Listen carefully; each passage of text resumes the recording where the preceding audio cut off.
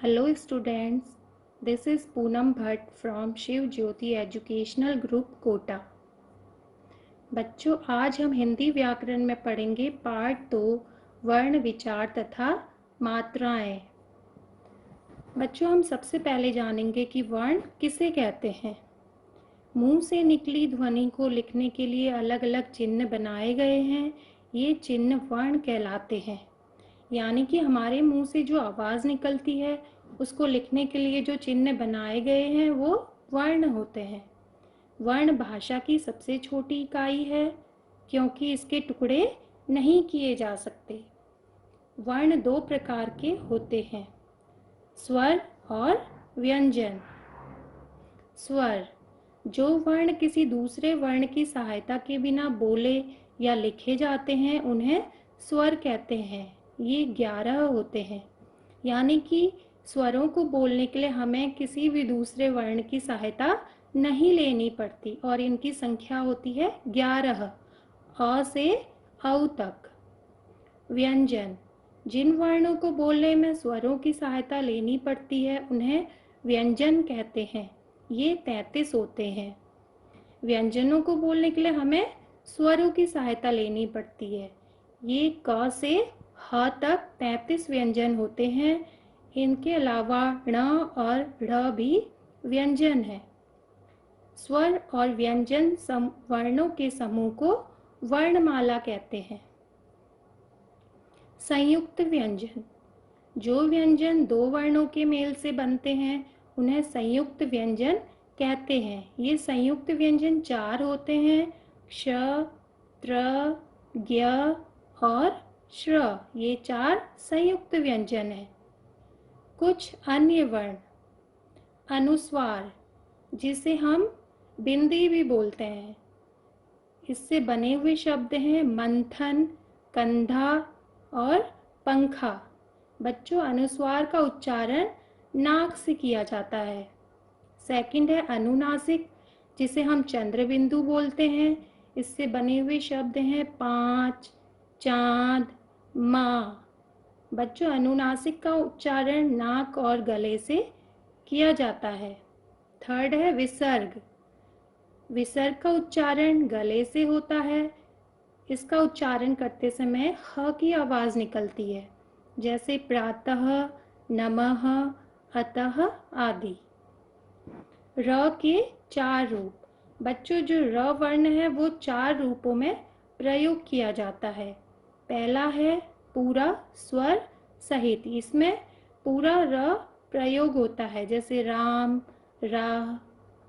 Second है आधा, आधा र जो अगले वर्ण के ऊपर लगता है, जैसे सूर्य, पूर्व आदि।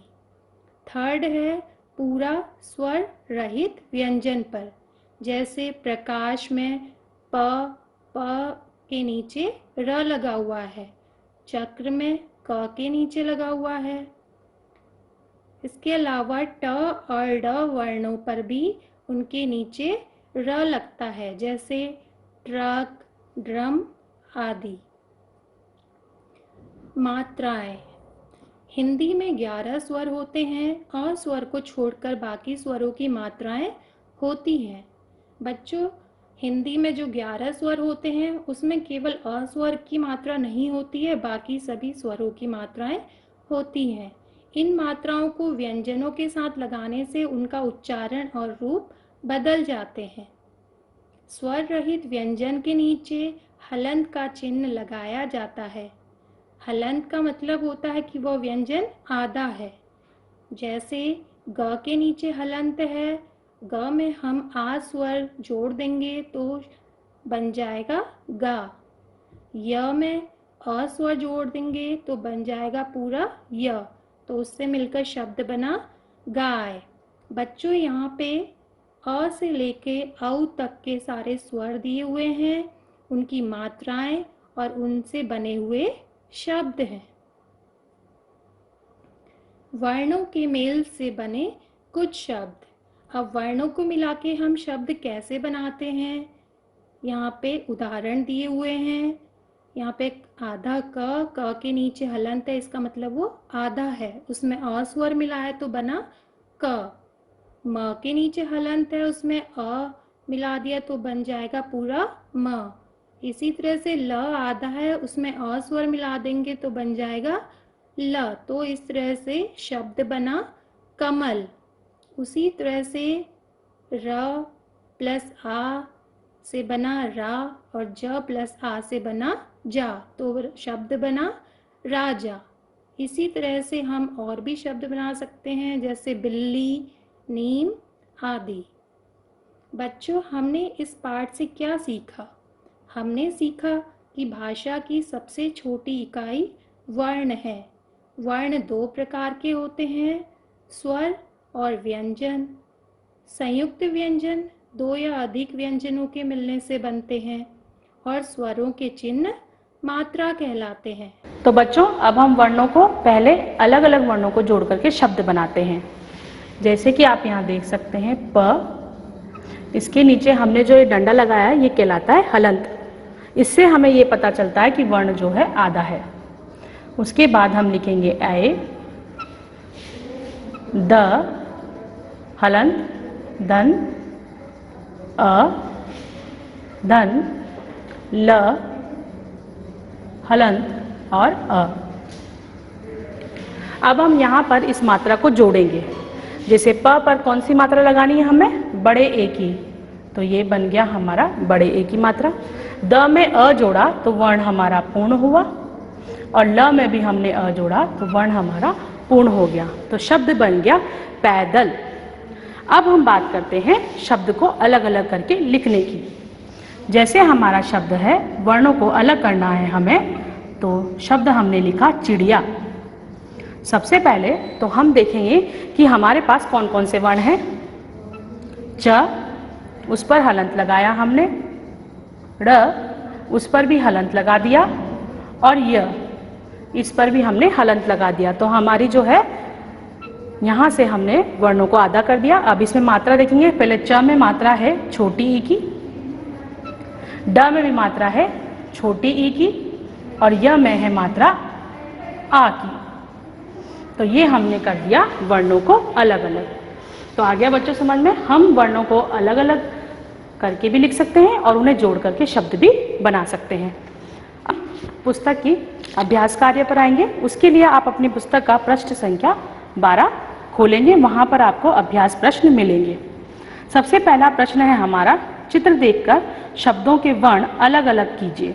जैसे हमने यहाँ पर अलग अलग किए हैं, ऐसे ही हमें अलग करने हैं। जैसे आप यहाँ देख सकते हैं कि पहला चित्र जो है आपको दे रखा है शेर का। तो शेर का जो चित्र है उसमें हम शेर का वर्ण जो है अलग अलग करके लिखेंगे। जैसे श हलंत धन ए, धन र हलंत धन अ। तो इस प्रकार इसके वर्ण जो हैं वो अलग अलग हो गए, और इस प्रकार आप बाकी के शब्दों के वर्ण भी अलग अलग करके लिखेंगे। अब हम आते हैं प्रश्न नंबर 2 पर। वर्णों के मेल से बने शब्द लिखिए और उन्हें चित्रों से जोड़िए। अब ये जो प्रश्न है पहला, उसका उल्टा वाला है ये, मतलब अब हमें वर्ण जो है जोड़ करके शब्द बनाना है। जैसे कि हमें दे रखा है क हल धन ई, धन त हल धन आ, धन ब हल धन अ। तो बन गया हमारा किताब, और इस किताब को हम यहाँ किताब के चित्र से रेखा खींच करके मिलान भी कर देंगे। तो इस प्रकार आप बाकी के प्रश्नों को भी पूर्ण करेंगे। अब हम बात करते हैं प्रश्न 3 की। सही स्थान पर अनुस्वार अर्थात अंग बिंदी या चंद्र बिंदु, जिसे हम अनुनासिक भी कहते हैं, वो हमें लगाना है। जैसे कि आप यहाँ देख सकते हैं, सबसे पहले हमें दे रखा है चाँद। तो चाँद पर क्या आ जाएगा हमारा? चाँद पर क्या आता है? चंद्र बिंदु। तो यहाँ हम लिख सकते हैं चाँद, चंद्र बिंदु लगा दी हमने। उसके बाद है बंदर, तो ब पर आएगा हमारा अंग बिंदी, और हमने वहाँ लगा दी अंग बिंदी। इस प्रकार जो है आप बाकी के शब्दों को भी पूर्ण करेंगे। अब प्रश्न संख्या 13 पर आएंगे। वहाँ है प्रश्न 4, जहाँ र के प्रयोग से बने 2-2 शब्द बनाने हैं। पूरा र, आधा र, और आधा र जो पूर्ण र वर्ण पर लगता है। जैसे कि पहला है पूरे र का शब्द, जैसे रथ या फिर राम। आधा र जैसे कि सूर्य या शर्म और एक र जो हम पूर्ण वर्ण पर लगाते हैं, जैसे कि प्रकाश या फिर ग्रह। अब है प्रश्न 5, सही शब्द लिखकर वाक्य पूरे कीजिए। कोष्ठक में आपको 2 विकल्प दिए हैं, उनमें से सही शब्द लिख आपको रिक्त स्थान में भरना है। जैसे पहला है हमारा, हिंदी भाषा की सबसे छोटी इकाई रिक्त स्थान है, कौन सी होती है, वर्ण या चिन्ह? तो हिंदी भाषा की सबसे छोटी इकाई होती है वर्ण, तो वहां हम लिखेंगे वर्ण। स्वरों की संख्या रिक्त स्थान है कितनी है, मैंने अभी बताया था 10 या 11। हमें पता है कि स्वरों की संख्या कितनी होती है, 11। यहाँ हमें इसे हिंदी में लिखना है। ठीक है बच्चों, इस प्रकार आप बाकी के रिक्त स्थान भी पूर्ण कर सकते हैं। अब है प्रश्न संख्या 6, दिए गए संयुक्त व्यंजनों से 2-2 शब्द बनाइए।